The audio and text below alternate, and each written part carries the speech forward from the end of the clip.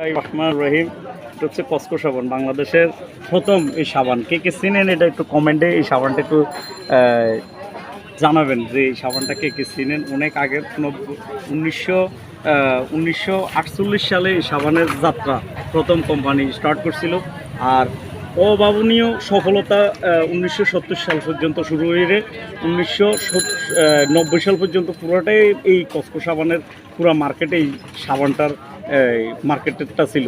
কিন্তু পরবর্তী next time যে ইয়েগুলো আসছে সাবানগুলো, ওই সাবানগুলোর সাথে এটা পরবর্তীতে ওইভাবে আর ডেভেলপ করতে পারে না বিধায় এখনও কিন্তু ওই আগের যে মোড়ক প্যাকেট, এই প্যাকেটটা এখনও এইভাবে রয়ে গেছে।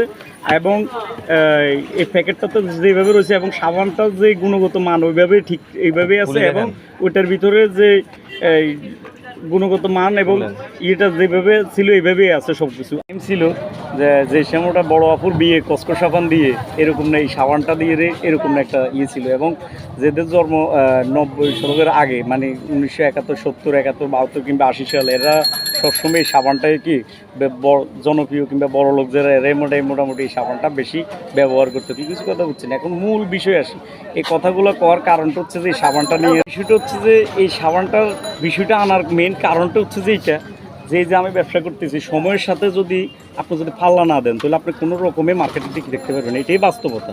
কিছু কথা বুঝছেন। কিন্তু আপনি যখন কাস্টমার কি চায় ওই অনুযায়ী যদি আপনি যদি লেভেল, যেমন মনে করেন এই সাবানটা যখন বাইর করছে, এই সাবানটার যে লেভেলটা আছে ওই লেভেল কিংবা মোড়ক ওই সব কিছু এখনও এই অবস্থায় আছে।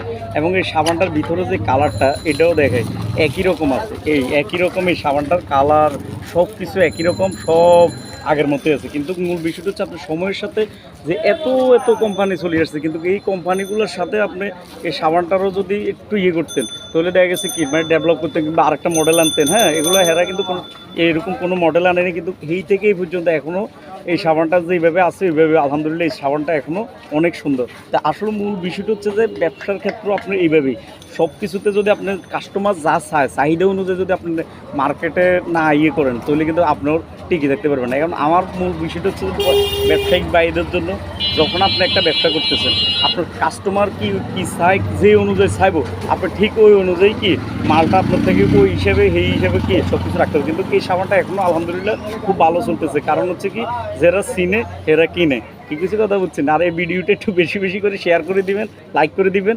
ঈদের পরবর্তীতে যে কন্টেন্টগুলো ছাড়বো ইনশাল্লাহ সবাই একটু ফলো করে রাখেন ইনশাল্লাহ। আলহামদুলিল্লাহ সবাই ভালো ভালো ভিডিও ছাড়বো ঈদের পরে।